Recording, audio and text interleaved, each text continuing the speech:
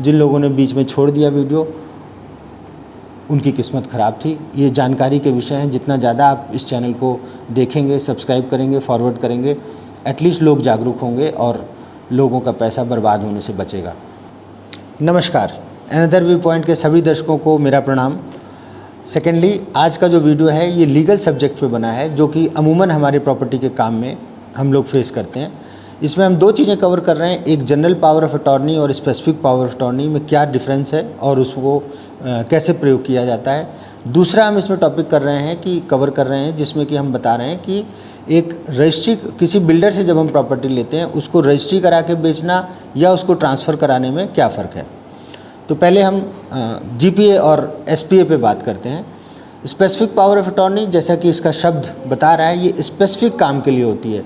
It gives any specific power to a person to do any specific act.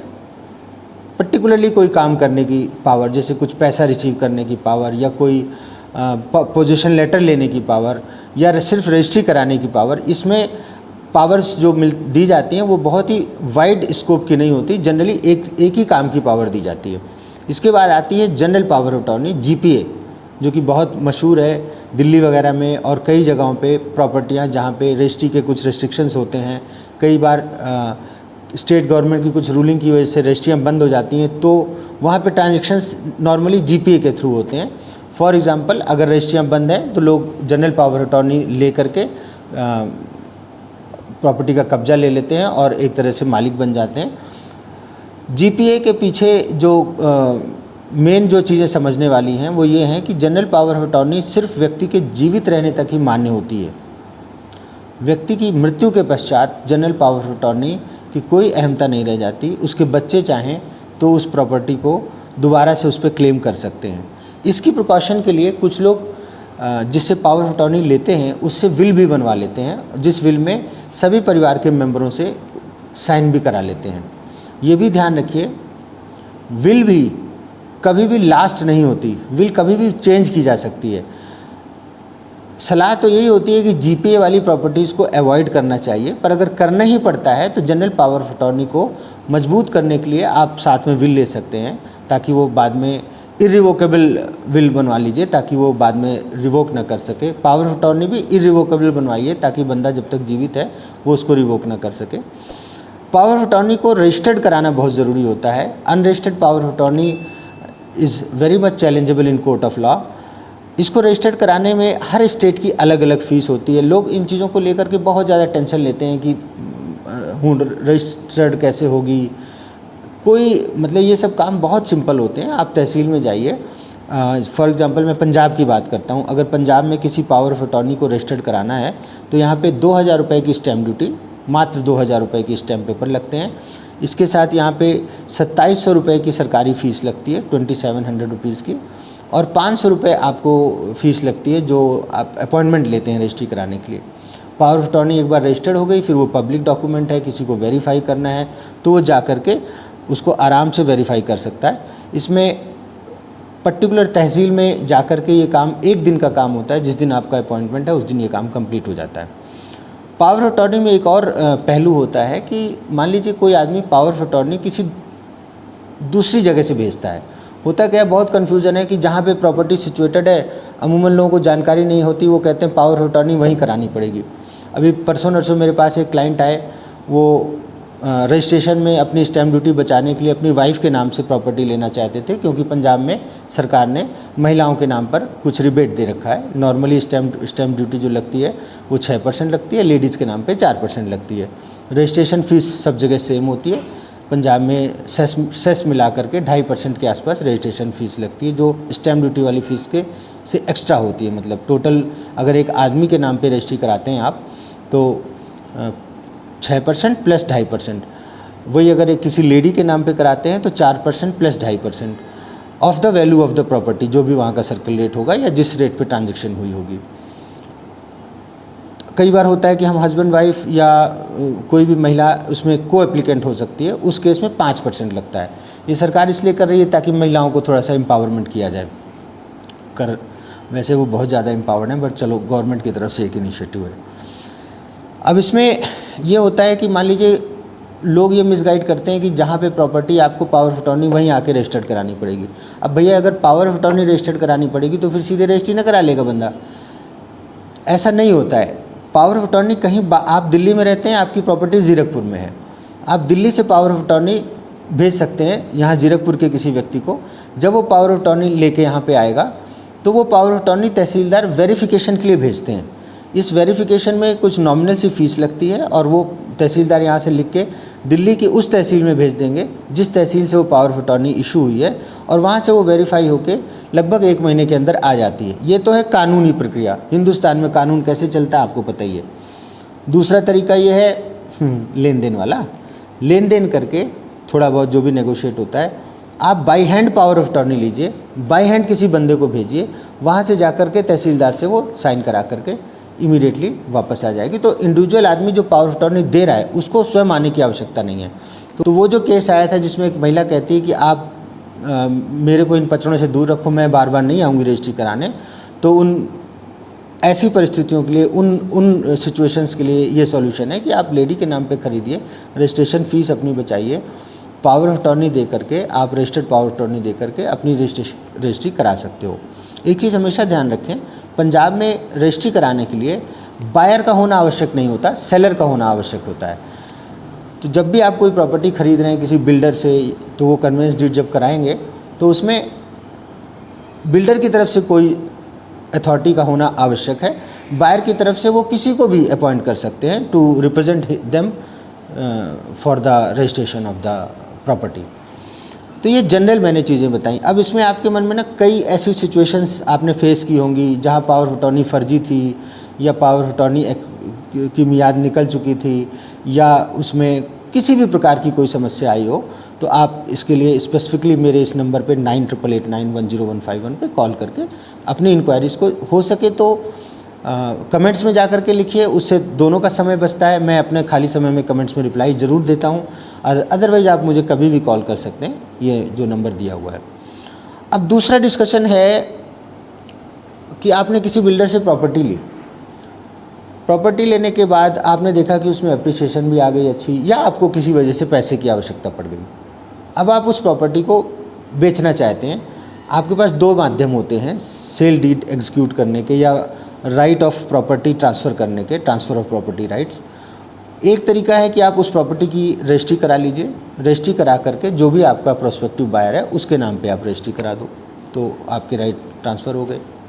उसके बाद वो अपनी mutation कराता है और फुली ऑनर बन जाता है। दूसरा तरीका है कि हो सकता है वो प्रॉपर्टी अभी बिल्डर के पास ये अधिकार हो कि वो उसका ट्रांसफ़र कर सकता है।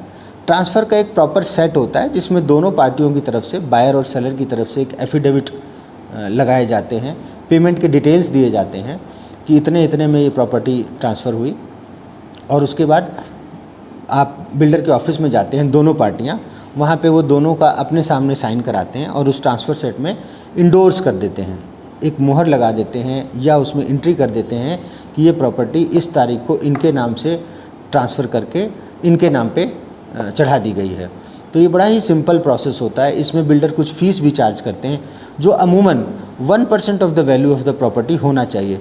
जो ठग बिल्डर हैं उनकी बात नहीं कर रहा हूँ मैं, यहाँ ठग्गू बहुत सारे हैं तो उनकी मैं बात नहीं कर रहा हूँ, बट एक जेन्युइन जो बिल्डर होगा वो हमेशा transfer fees 1% of the property value रखता है।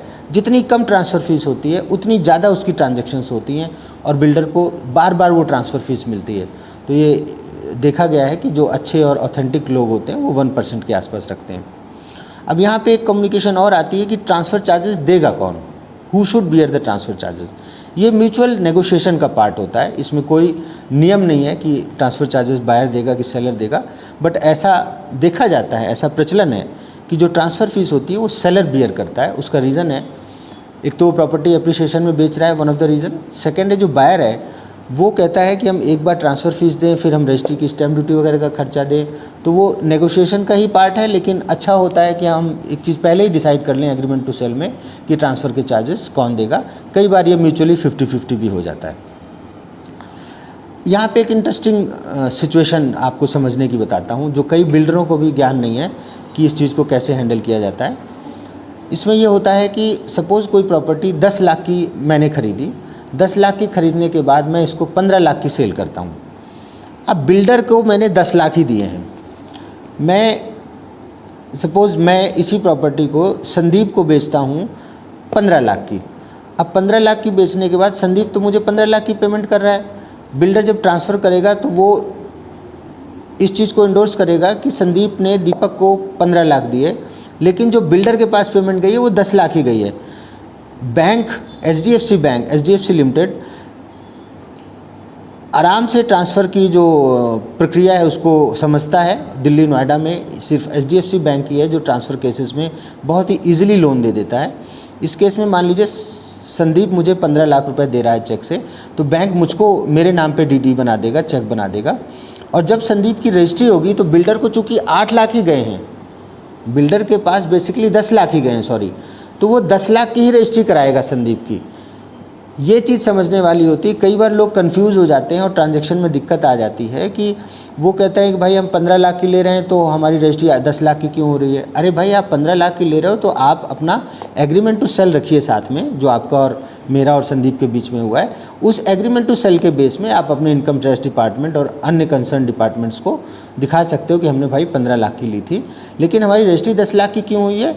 क्योंकि जो जिसने बेचा था, फर्स्ट पार्टी जिसने बेचा था, उनके पास तो 10 लाख ही आया है, तो वो 10 लाख के हिसाब से आपकी स्टैम्प ड्यूटी करवाएंगे और आपकी रजिस्ट्री करवाएंगे। इसमें यह भी होता है कि अगर आपकी ट्रांजैक्शन 15 लाख की हुई है, जो highest value of the transaction है, उसकी ही आपको ये नियम है अपने तहसील का कि रजिस्ट्री होगी circle rate oblique transaction rate whichever is higher. यहाँ पे जो ट्रांजैक्शन हो रही है वो बेसिकली मेरे और संदीप के बीच में जो ट्रांजैक्शन है उसके लिए एग्रीमेंट टू सेल आपके पास है। आप चाहो तो बिल्डर को कह सकते हो कि भाई आप हमारी जितने की हमारी ट्रांजैक्शन हुई है उसके हिसाब से स्टैम्प ड्यूटी हम पे करेंगे, बेशक हमने आपको 10 लाख रुपए दिए हैं। तो ये भी प्रोविज़न है कि अगर आप ज़्यादा की रजिस्ट्री कराना चाहते हो on the basis of that agreement to sell तो आप करा सकते हो। पर उसमें बिल्डर यही लिखेगा कि मुझे जो पैसा आया था वो 10 लाख आया था, फर्दर जो इन्होंने रजिस्ट्री कराई 15 लाख की, उसके लिए उनके पास एग्रीमेंट टू सेल है। मैं समझता हूँ कि इसमें कन्फ्यूज़न इसलिए नहीं है क्योंकि कोई मूर्ख ही होगा जो अननेसेसरी ज़्यादा अमाउंट की रजिस्ट्री कराएगा। नॉर्मल आदमी यही चाहता है कि हमारी स्टैम्प ड्यूटी कम से कम लगे। बिल्डर आराम से उसको ट्रांसफ़र करके उसके पास पैसा आया है उस अमाउंट की रजिस्ट्री करा सकता है। इसमें कभी आपको कोई प्रैक्टिकली कोई प्रॉब्लम फेस की हो इस सिचुएशन में या कोई समस्या आई हो तो आप इस नंबर पे ही कॉल करके कंसर्न करें। मैं चाहूँगा कि जो NCLT वगैरह के ऊपर जो वीडियोस हमारे बने हैं हमारे चैनल में, उनके ऊपर बहुत ज़्यादा कमेंट्स आ रहे हैं, बहुत ज़्यादा लोगों को प्रॉब्लम हो रही है। सरकार कान में रुई नहीं, मतलब कान में तेल डाल के और रुई डाल करके बैठी हुई है। हम लोग एक मुहिम स्टार्ट करते हैं, जो भी NCLT से ग्रसित लोग हैं सब लोग मिलकर के एक एसोसिएशन बनाते हैं and let us take this matter to the central government in a proper appropriate way, because otherwise NCLT की तबाही में हज़ारों होम बायर्स बर्बाद हो रहे हैं और कई बिल्डर्स इसका नाजायज़ फ़ायदा उठा करके देश छोड़ करके भाग रहे हैं। ऐसे बिल्डरों को पकड़ने का या उनको सज़ा दिलाने का कोई ना कोई सिस्टम बनना चाहिए। तो एक एसोसिएशन की तरफ अब हम मूव करेंगे।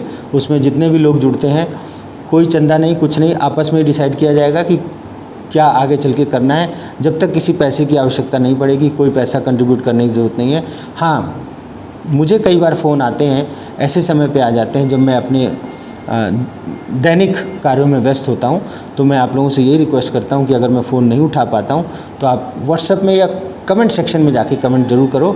मैं टाइम निकाल के जब भी फ्री होता हूं मैं ज़रूर फ़ोन करता हूं सबको। इसी के साथ धन्यवाद, पूरा वीडियो देखने के लिए विशेष धन्यवाद। जिन लोगों ने बीच में छोड़ दिया वीडियो, उनकी किस्मत ख़राब थी। ये जानकारी के विषय हैं, जितना ज़्यादा आप इस चैनल को देखेंगे, सब्सक्राइब करेंगे, फॉरवर्ड करेंगे, एटलीस्ट लोग जागरूक होंगे और लोगों का पैसा बर्बाद होने से बचेगा। धन्यवाद, थैंक यू।